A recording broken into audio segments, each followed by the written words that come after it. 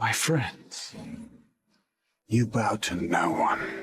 The Lord of the Rings movies and the masterwork they are based on are fantasy stories with simple themes. But simple can be deceptive. It took Tolkien 17 years of immense pains to write the books. Half a century later, Peter Jackson and his team brought Tolkien's world to the screen over several painstaking years of production. 2 decades after that, The Rings of Power looked at all the labor and love that came before it and cast it into the fire, leaving us to ask one not-so-simple question: what went wrong? We'll do our best to answer that question today, but before we do, be sure to like this video and subscribe to Nerdstalgic. When Amazon first acquired the rights to produce a Lord of the Rings television show in 2017, fans' reactions were already mixed. Initial reports indicated that the show would be a prequel series with a scope in line with Game of Thrones, which was a red flag from the jump. While Game of Thrones was heralded as prestige fantasy TV, especially before its disastrous fall from grace in its final years on the air, its brand of somber political discourse and grounded fantasy isn't a fit for Tolkien's cozy fairy story about brotherly affection, good triumphing over evil, and ordinary people having an extraordinary impact on the world. Still, some held hope in their hearts with this new era of Rings content. After all, Amazon reportedly paid nearly $250 million for the rights to Lord of the Rings and committed to 5 seasons with a budget of around $100 to $150 million each. Surely, with this kind of money on the table, they had a solid plan on how to bring audiences back to Middle-earth, right?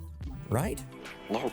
Amazon met with over 30 potential writers for their Lord of the Rings project after they had already cemented a deal with the Tolkien estate. Each one of these potential showrunners had their own wildly different ideas on how to approach a prequel, like the Rousseau brothers, who wanted an Aragorn show set in the Third Age. Ultimately, Amazon went with first-time showrunners Patrick McKay and J.D. Payne, who promised a show about the forging of the Rings of Power, a topic covered by a single poem in Tolkien's Lord of the Rings, about 20 pages in the Silmarillion, and under 4 minutes of Jackson's Fellowship. Essentially, Rings of Power was pitched as an extended fan fiction based loosely on Tolkien's work, and this, right here at the beginning, is really where the problems started. Peter Jackson's adaptations of The Lord of the Rings are praised for their faithfulness to the source material. We've talked about that at length on this channel already, but it's an important thing to remember when we discuss Rings of Power. When Jackson, Philippa Boyens, and Fran Walsh came together to create their beloved trilogy, it was never meant to be anything but a cinematic retelling of Tolkien's words as written. While they made some additions and edits, what we see on screen is more or less what we read on the page. The Hobbit trilogy strayed too far, added too much, and subsequently was much more maligned by general audiences. But at the very least, those movies had Tolkien's pre-written plot and clearly defined characters at its core. Rings of Power, on the other hand, is largely an invention by our showrunners and a stable of writers. While familiar characters make appearances in the Second Age, Tolkien left very few concrete references for what these people were doing or what they were like during this time. So the task fell on Amazon's team to extract meaning from a few short passages and spin a new tale out of whole cloth. Obviously, no one can tell a story in Tolkien's world quite like the man himself, but there have been solid attempts. Video games like War in the North or the Shadows of Mordor series tell successful stories based on Middle-earth outside the rigidity of Tolkien's books. However, those works mostly stayed away from depicting more well-known characters in any depth. Rings of Power went in the opposite direction. They put a spotlight on characters we, as fans, know and love dearly.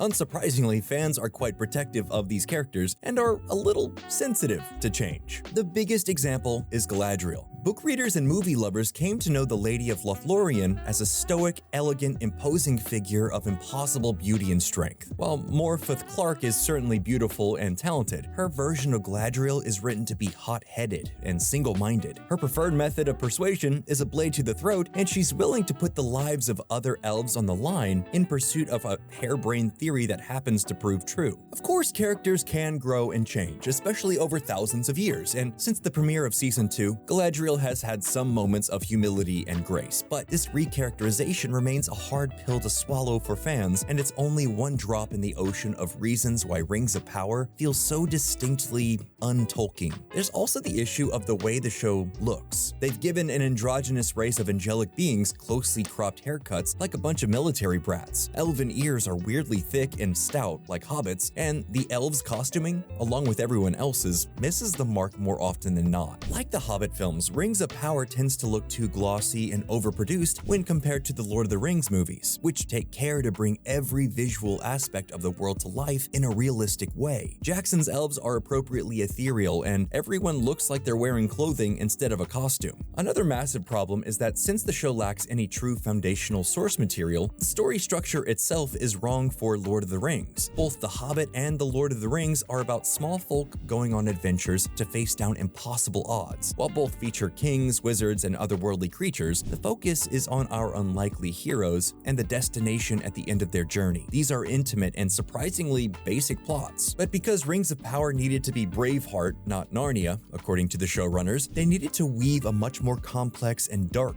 narrative. And above all, they needed a hook to keep viewers coming back. As such, Season 1 is primarily concerned with Sauron's identity. We as viewers know he's lurking around somewhere, and the show's writers did their best to construct a compelling mystery. The problem is that the mystery isn't compelling at all. Even if you couldn't guess that Bargain Bin Aragorn was evil all along, the eventual resolution feels weak and confusing, and makes Galadriel look totally incompetent when she doesn't immediately reveal his identity to everyone else. This mystery also means we spend entirely too much time watching characters who aren't Sauron act strange and sinister for the benefit of the unseen audience behind the camera. The stranger, who is all but confirmed to be Gandalf, arrives on Middle-earth by way of cold fire and almost snuffs out the life of our proto-Hobbit characters several times by accident. Teenage Theo broods in dark corners and brands himself with the proverbial mark of the beast, and the unhinged Adar leads a legion of orcs while carrying the entire weight of the show on his back as the single most interesting character until he was unfortunately recast in Season 2. This mystery of identity might be right at home in Game of Thrones, but it's totally out of place in the universe of The Lord of the Rings. And the not-so-intriguing political intrigue they padded it with is equally misguided. It's all unnecessary at best and functionally useless at worst. With Season 2 well underway as of recording this video, it's safe to say that even though the mystery is over, the show's no better for it. Thanks to those early studio mandates, Rings of Power feels more like it's being created out of obligation than any real creative desire, because it is, and it's even more cynical in Season 2. Perhaps recognizing that their show feels totally apart from the universe it's set in, the showrunners have gone back to the books this season in the most shallow way possible by bringing Tom Bombadil into the fray. The stranger is grabbed by Old Man Ironwood the same way the hobbits are grabbed by Old Man Willow, and Tom's lines in that scene are lifted directly from the book. You should not be working.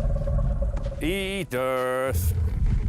Dig deep. But because Rings of Power is more serious and dour, Tom isn't allowed to be the merry spirit of the forest he's supposed to be. The dialogue that isn't ripped right from the book ends up being straightforward exposition rather than his familiar lyrical riddles. Altogether, it feels like a half measure, and it's a perfect encapsulation of the show's consistent failure to build on Tolkien's world in any meaningful way. Put simply, there's a reason why Tolkien only included The Forging of the Rings as a poem at the beginning of Fellowship. It's not a story that needs telling. It's not important to the themes and messages Tolkien wanted to convey. And it certainly wasn't supposed to be a Game of Thrones style epic TV series. The Lord of the Rings began with the forging of Tolkien's great stories. 3 movies were given to the fans, and then 3 more no one asked for, but they were all of them deceived, for a TV show was made. Deep in the offices of Amazon Studios, a group of executives and Tolkien estate representatives forged a new story, and into this story,